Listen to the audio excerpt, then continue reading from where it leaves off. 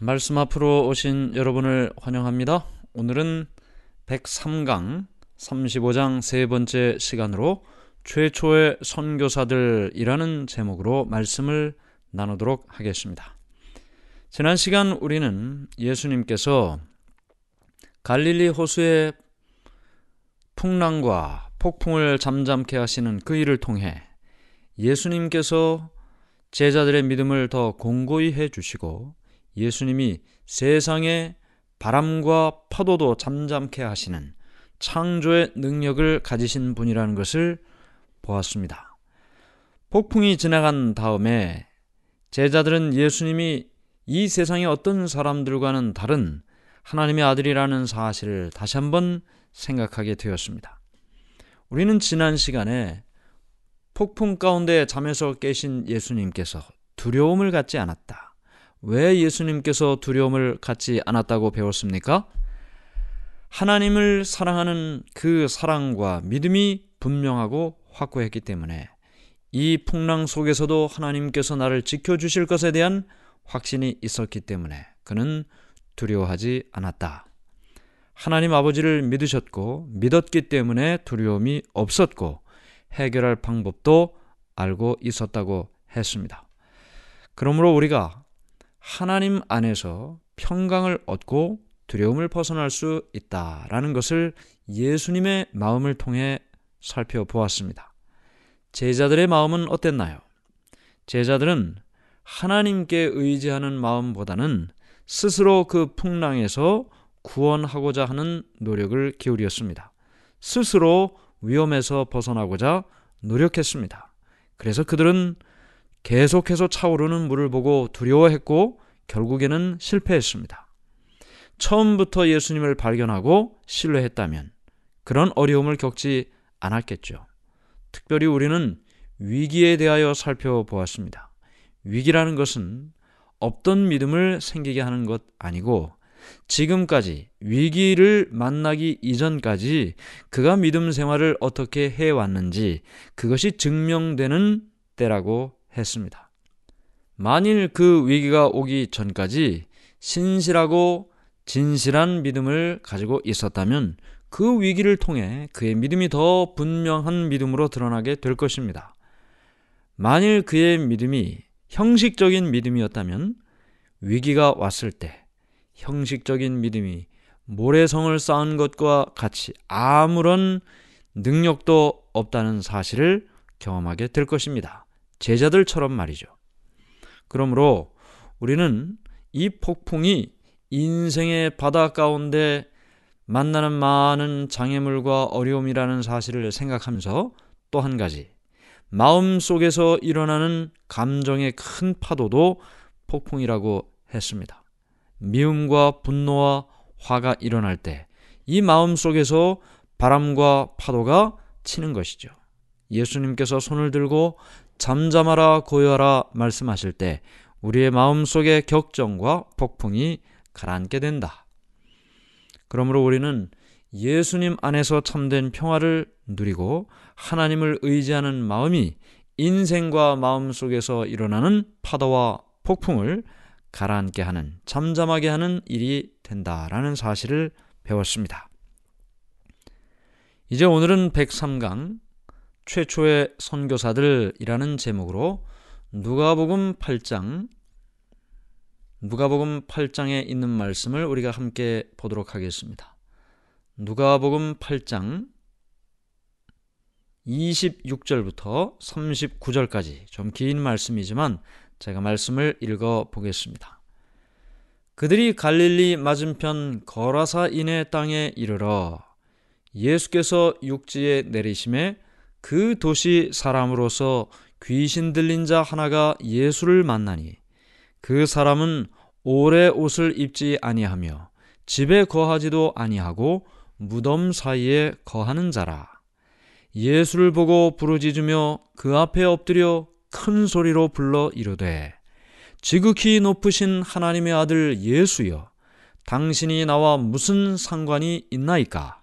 당신께 구하노니 나를 괴롭게 하지 마옵소서 하니 이는 예수께서 이미 더러운 귀신을 명하사 그 사람에게서 나오라 하셨습니다. 귀신이 가끔 그 사람을 붙잡음으로 그를 쇠사슬과 고랑에 매어 지켰으되 그 맨 것을 끊고 귀신에게 몰려 광야로 나갔더라. 예수께서 내 이름이 무엇이냐 물으신즉 이르되 군대라 하니 이는 많은 귀신이 들렸음이라. 무저갱으로 들어가라 하지 마시기를 간구하더니 마침 그곳에 많은 돼지떼가 산에서 먹고 있는지라. 귀신들이 그 돼지에게로 들어가게 하심을 간구하니 이에 허락하시니 귀신들이 그 사람에게서 나와 돼지에게로 들어가니 그때가 비탈로 내리다라 호수에 들어가 몰사하거늘 치던 자들이 그 이루어진 일을 보고 도망하여 성내와 마을에 알리니 사람들이 그 이루어진 일을 보러 나와서 예수께 이르러 귀신 나간 사람이 옷을 입고 정신이 온전하여 예수의 발치에 앉아 있는 것을 보고 두려워하거늘 귀신 들렸던 자가 어떻게 구원받았는지를 본 자들이 그들에게 이르매 거라사인의 땅 근방 모든 백성이 크게 두려워하여 예수께 떠나시기를 구하더라. 예수께서 배에 올라 돌아가실새 귀신 들린 사람이 함께 있기를 구하였으나 예수께서 그를 보내며 이르시되 집으로 돌아가 하나님이 내게 어떻게 큰 일을 행하셨는지를 말하라 하시니 그가 가서 예수께서 자기에게 어떻게 큰 일을 행하셨는지를 온 성내에 전파하니라. 네, 누가복음 8장 26절부터 39절까지 말씀을 읽었습니다. 여기 거라사라는 지방이 나오죠. 오늘날 이 갈릴리 동편에 쿠룻이라는 도시가 있습니다. 이스라엘 땅에 말이죠. 이 쿠룻이라는 도시가 지금 성경에서 우리가 읽은 거라사라는 곳인데 갈릴리 바다 동편 해변에서 약 500m 떨어진 곳에 위치해 있습니다. 10개의 성읍으로 이루어진 데가볼리 중 한 성읍입니다. 이 데가볼리라고 성경에 나오는데요. 데가볼리라는 말은 데카라는 말이 헬라어로 10이라는 뜻입니다. 10개. 볼리는 폴리스라는 말이고요. 그래서 10개의 마을들이라는 뜻으로 데가볼리라는 이름으로 성경에 나오고 있습니다. 그 10개의 성읍 중에 하나가 쿠룻이 우리가 보는 거라사 지방이죠. 이곳은 유대인과 이방인이 함께 섞여 사는 곳입니다. 이방인들이 많이 살고 있었습니다. 이제 이곳에 예수님께서 제자들과 함께 지난 밤 동안에 폭풍을 보내고 가버나움을 떠나 약 11km를 항해해서 갈릴리 동편 거라사 지방에 도착하게 된 것입니다. 동이 트는 아름다운 새벽녘에 지난 밤에 그 광풍을 이제는 뒤로 하고 배에서 내릴 때 다른 폭풍이 그들을 기다리고 있었습니다. 다른 폭풍이 무엇이냐 하면 무덤 사이에 숨어 살던 귀신 들린 사람 둘을 만나게 됐던 것이죠. 바다에 폭풍이 일어난 것처럼 이 사람도 제정신이 아닙니다. 귀신이 들렸기 때문에 발작을 일으키고 소리를 지르고 사람에게 해로운 일을 하고 그래서 아마 동네 사람들이 쇠사슬로 어디에다 묶어놨었나 봐요. 그런데 그 쇠사슬을 끊고 도망친 것입니다. 그래서 지금 이 사람이 예수님과 제자들 앞에 나타난 것입니다. 무덤 사이에 있다가 말이죠. 그런데 도망칠 때 묶여져 있던 그 쇠사슬을 끊고 도망쳤기 때문에 양손과 발에 여전히 쇠사슬이 묶여져 있었고 온 몸은 날카로운 돌로 자위를 해서 상처투성이로 성한 곳이 없이 피가 흐르고 있었습니다. 길고 헝클어진 머리카락 사이로 번뜩거리는 눈은 소름이 돋을 만큼 무서웠습니다. 사람이라기보다는 짐승, 맹수에 가까운 모습이었습니다. 이 모습을 보았을 때 아마도 무덤 가운데 있던 이 두 사람이 예수님과 제자들이 배에 내리자 아마 달려왔을 것입니다. 소리를 지르면서 말이죠. 제자들은 무서워서 도망을 쳤습니다. 한참 도망가던 제자들이 자신들과 함께 예수님이 도망하지 않았다는 사실을 발견하기도 했습니다. 예수님은 도망하지 않았고 귀신 들린 사람 앞에 그대로 서 계셨던 것입니다. 귀신 들린 사람은 입에 거품을 품으면서 예수님께 가까이 다가왔습니다. 그때 예수님께서는 지난밤에 폭풍을 잠잠케 하셨던 그 손을 그들 앞에서 드셨습니다. 예수님께서는 그 사람을 괴롭히고 있는 귀신들을 향해 나오라고 말씀하셨습니다. 그 사람들로부터 나오라고요. 예수님께서 그 귀신 들린 사람 속에 그를 괴롭히고 있는 그 귀신이 그 사람에게서 나오라고 말씀하셨습니다. 마가복음 5장 8절. 이는 예수께서 이미 그에게 이르시기를 더러운 귀신아 그 사람에게서 나오라 하셨습니다. 네, 이 말을 듣고 있던 이 사람이 말이죠, 어둠 속을 뚫고 그 사람 속으로 들어간 이 예수님의 음성에 이 사람은 자신을 구원하실 수 있는 분이 자신 앞에 있다는 사실을 어렴풋이 깨닫게 됩니다. 그래서 예수님 앞에 엎드려 도와달라고 간청을 하려고 했습니다. 그런데 엎드려 그의 마음속에 진심을 담아서 그의 입으로 간청을 할 때 그의 입에서 나온 음성은 그의 음성이 아니었습니다. 그를 정복한 마귀의 말이었죠. 마태복음 8장 29절 말씀입니다.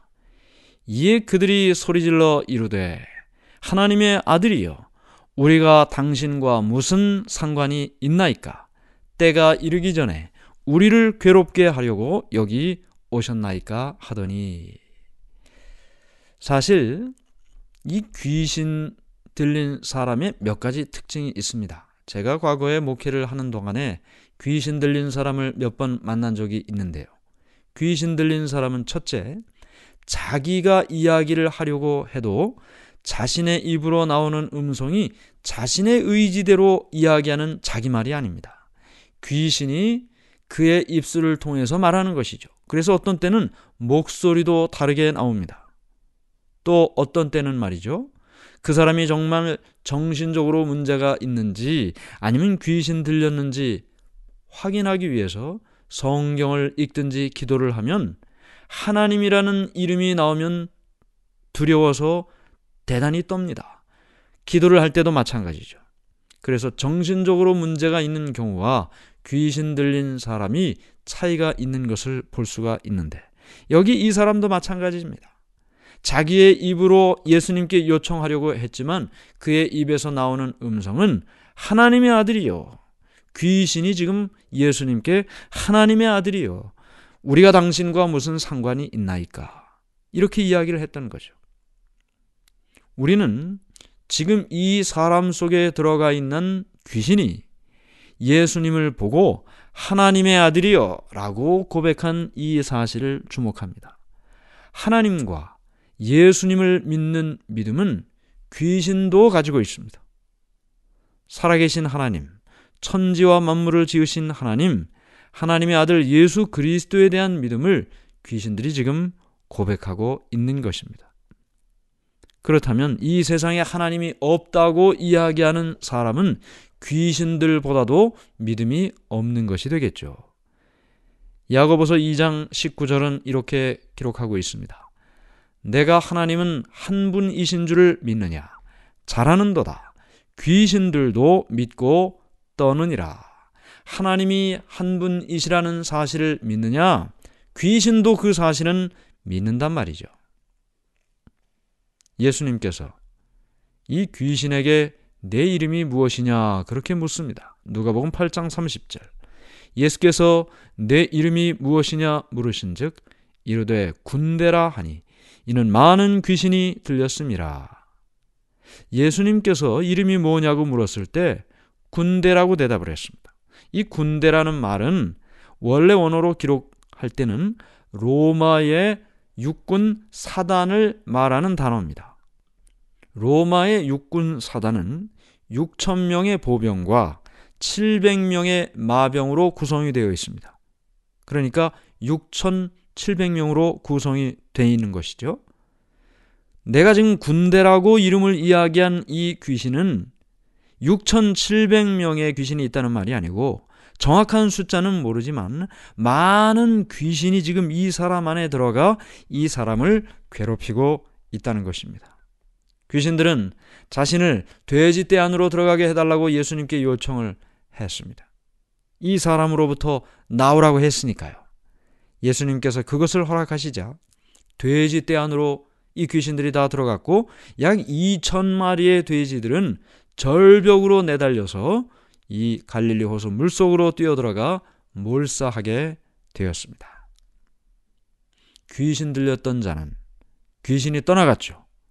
그에게는 변화가 일어났습니다. 빛이 그의 마음을 비췄습니다. 눈에 광기가 있었던 그 눈은 그 광기가 다 걷어졌고, 오랫동안 사단에게 붙들렸던 그의 모습은 온순해지고 평화로워졌습니다.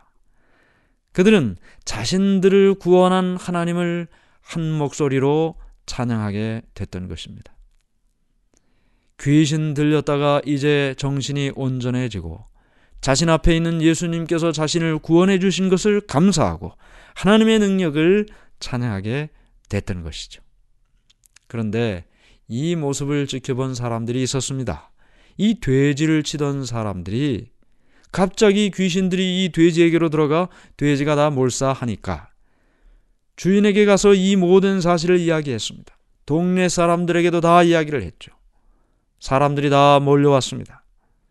귀신 들린 사람이 제정신이 됐고 옷을 차려입고 예수님 앞에서 말씀을 듣는 모습을 보며 그들이 놀랐습니다. 그런데 그들은 이 모든 일들을 보고 기뻐하지는 않았습니다. 왜냐하면 돼지 소유주는 이 일로 손해를 봤죠. 그러나 사실은 이것이 손해가 아니었습니다. 유대인에게는 부정한 짐승이었던 돼지를 키우는 일은 유대인들에게 허락되는 일이 아니었습니다. 그러나 그들은 돈을 벌기 위해서 하나님께서 하지 말라고 하시는 그 일을 하고 있었던 것입니다. 그들은 결국 하나님을 등지고 돈 벌기에 급급한 그런 삶을 살았던 그들이었는데, 돼지가 몰사한 그 일로 인해서 그들은 이제 하나님 앞에 돌아와 새로운 삶을 살 수 있는 기회가 주어진 것입니다. 그러나 그들은 하나님께로 돌아올 수 있는 그 기회를 거절했습니다. 예수님께서는 돈 벌기에 급급한 그들의 이기심을 버리고 하나님께로 돌아올 수 있는 기회를 주셨는데, 그들은 그 기회를 잡지 않았고 하나님의 은혜의 초청을 거절했습니다. 그들은 예수님께서 이 마을에 더 계시면 그들의 재정적인 손해와 문제가 더 복잡해질 것을 생각하고 예수님을 이 마을에서 떠나 주실 것을 요청했습니다. 은혜보다는 세상을, 말씀보다는 재물을 더 사랑했기 때문입니다. 이 사람들과 달리 회복된, 귀신 들렸다가 회복된 이 사람들에게는 새로운 삶과 새로운 사명이 주어졌죠. 누가복음 8장 38절 39절. 귀신 나간 사람이 함께 있기를 구하였으나 예수께서 그를 보내시며 이르시되 집으로 돌아가 하나님이 내게 어떻게 큰 일을 행하셨는지를 말하라 하시니, 그가 가서 예수께서 자기에게 어떻게 큰 일을 행하셨는지를 온 성내에 전파하니라. 예수님께서 이 마을 사람들이 떠나달라고 하니까 다시 배에 오르고 여기를 떠나려고 했습니다. 그때 이 귀신 들렸다가 회복된 사람은 그 배에 함께 타고 예수님과 같이 가려고 했습니다. 그러자 예수님께서 말씀하셨죠. 집으로 돌아가서 하나님께서 내게 어떤 큰 일을 행하셨는지를 말하라. 이 말씀은 그의 앞으로 사는 삶에 새로운 사명을 주신 것을 알 수 있습니다. 이제 귀신 들렸다가 회복된 이 두 사람, 이 사람들은 예전의 삶과 다른 삶을 살기 시작합니다.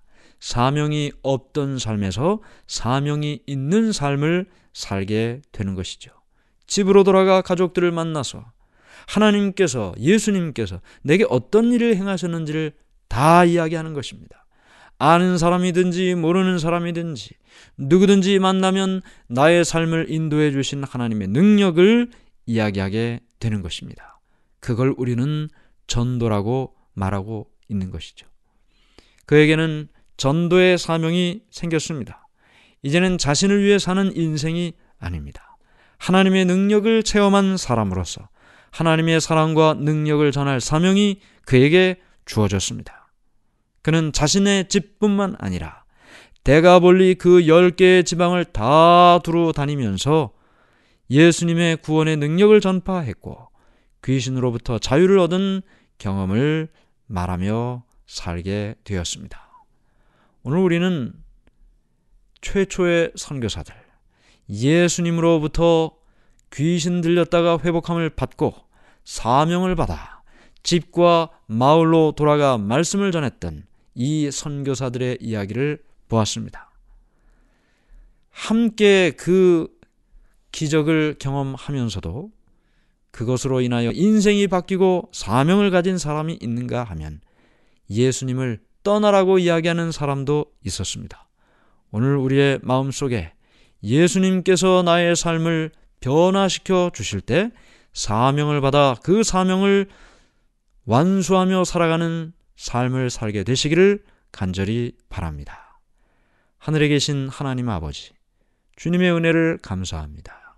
귀신 들려 불행한 삶을 살았던 그들뿐만 아니라 그의 가족들까지도 모든 사람들이 힘들고 어려운 삶을 살았지만 예수님 때문에 그들은 새로운 삶을 살게 되었습니다.